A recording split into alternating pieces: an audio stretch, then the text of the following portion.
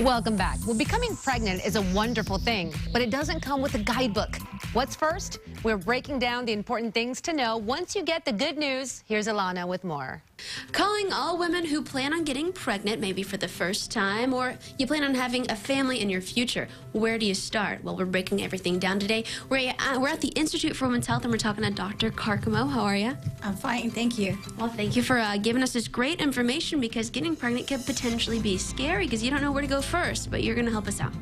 Well, one of the first things I think you can do is just go and get a baseline checkup with your doctor and make sure that you're healthy. Get your pap smear, get everything up to date. And once you get past that point, I think one of the things that I want people to know is you don't have to be perfect to have a baby. If you have high blood pressure or diabetes or thyroid problems or even something like rheumatoid arthritis, you can still have a healthy baby. And it's so important that we collaborate with your doctor and look at the medications you're on and find the safest thing for you to take, because you need to be healthy for your baby to be healthy, and we also want you to feel good.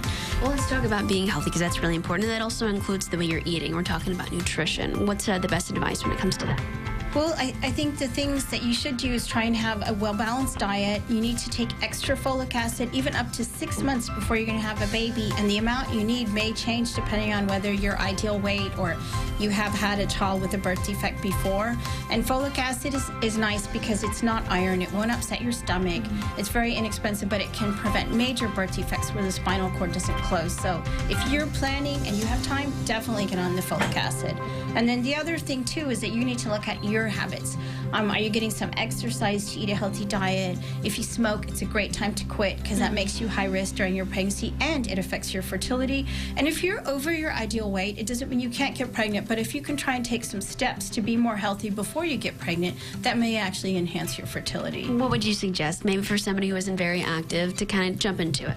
I think at least start walking and doing, take your lunch, eat a healthy diet, watch, quit going through the drive-through.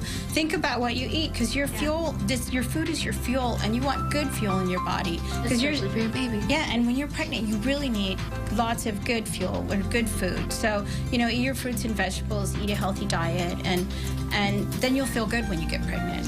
I plan on having a baby, eventually having a family of my own, but I'm also thinking about this financially. Where do you think I can start saving for a baby? Well, one of the most important things I think is that if you're fortunate enough to have insurance on your own or through your work, is look at your deductible. Because if you can drop your deductible, you probably could save some money, because you're going to hit that deductible when you have a baby. And it is stressful to have a baby, so if you have a health savings account, some of these big companies have them, you can put your deductible aside pre-tax, so that may save you some money. And for women who have the option at work of getting disability insurance, you need to have that before you get pregnant. And we really don't want to put you on bed rest, but we would like you to have coverage if you can't work, and that may decrease your stress. Interesting. Some of these things, some women might not even think about until you're already there. So we're so fortunate that you're here sharing with everybody before it happens to kind of help prepare. Dr. Carcamo is at the Institute for Women's Health. They're at 7950 Floyd Curl Drive, Suite 600. Give them a call at 615-8585 or online at ifwh.org. Facebook, Institute for Women's Health.